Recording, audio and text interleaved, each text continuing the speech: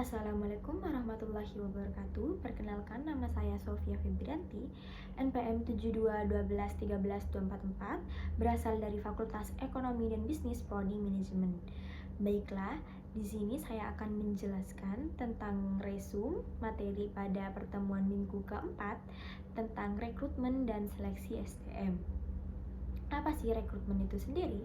Rekrutmen sendiri yaitu serangkaian kegiatan atau aktivitas di mana kita mencari, memilih, dan menyeleksi orang yang sesuai kualifikasi dan syarat dari suatu pekerjaan yang nantinya akan ditempatkan di posisi atau jabatan di suatu perusahaan.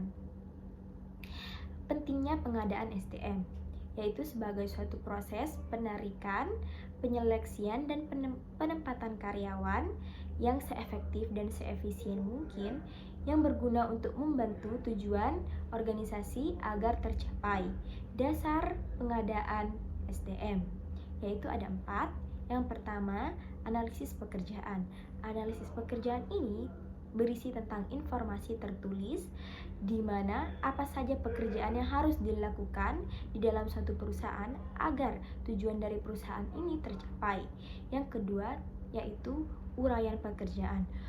Uraian pekerjaan ini berisi tentang informasi tertulis juga yang berisi tentang uraian tugas atau tanggung jawab dan apa saja tugas yang harus dilakukan dan hubungan di dalam suatu pekerjaan dan aspek-aspek yang berhubungan dengan pekerjaan di dalam suatu jabatan dalam suatu organisasi.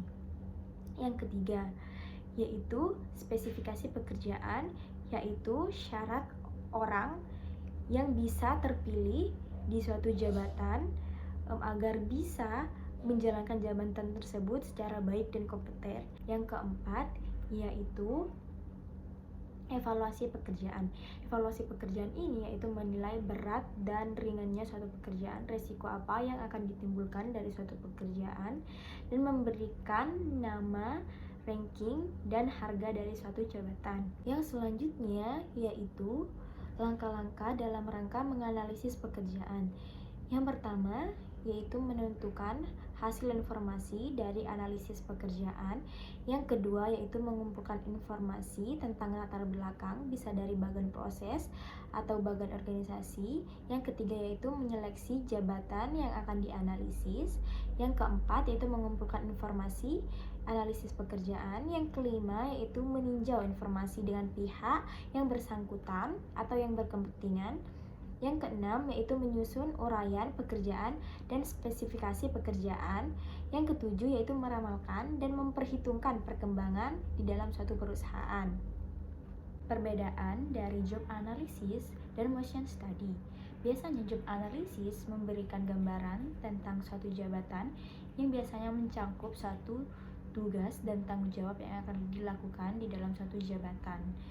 Dan motion study biasanya berisi tentang merubah atau memperbaiki metode-metode kerja, tentang standarisasinya juga. Yang selanjutnya yaitu uraian pekerjaan, yaitu yang pertama identifikasi pekerjaan dan memberikan nama terhadap suatu pekerjaan atau jabatan, yaitu misalkan rektor, dosen, dan lain-lain. Yang kedua yaitu hubungan tugas dan tanggung jawab. Yang ketiga yaitu standar wewenang. Yang keempat yaitu syarat kerja yang harus diuraikan dengan jelas seperti alat-alat yang akan digunakan. Yang kelima yaitu ringkasan tentang pekerjaan. Yang keenam yaitu penjelasan tentang jabatan di bawah dan di atasnya.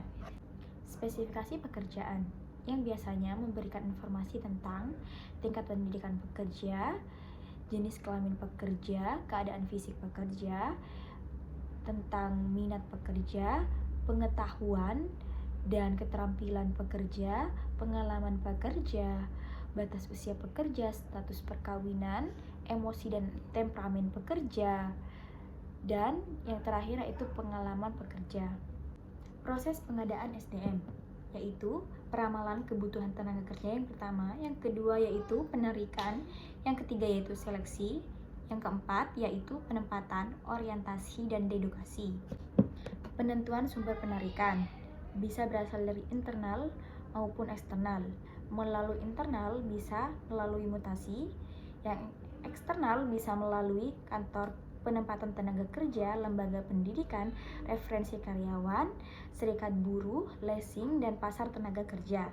Surat lamaran pekerja biasanya berisi tentang status pelamar, keahlian dan keterampilan, riwayat pengalaman, piagam penghargaan, hobi, dan referensi.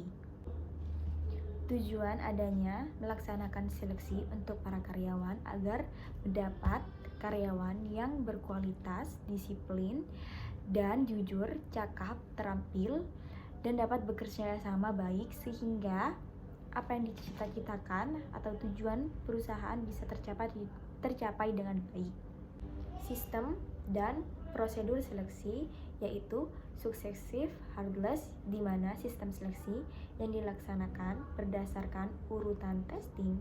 Jika karyawan atau pelamar tidak lulus pada suatu testing, maka ia tidak atau boleh tidak mengikuti testing selanjutnya dan dinyatakan gugur.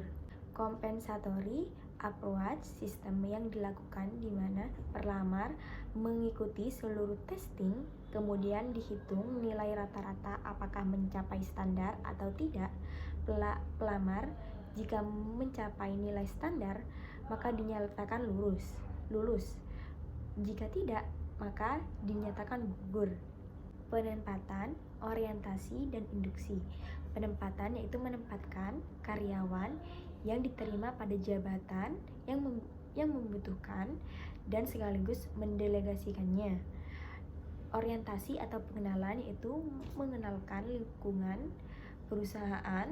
Yang terakhir yaitu induksi adalah kegiatan mengubah perilaku karyawan atau pekerja agar bisa mengikuti tata tertib yang ada di dalam suatu perusahaan tersebut. Sekian dari penjelasan yang ingin saya sampaikan. Kurang lebihnya mohon maaf. Saya Sofia Febrianti, undur diri. Wassalamualaikum warahmatullahi wabarakatuh.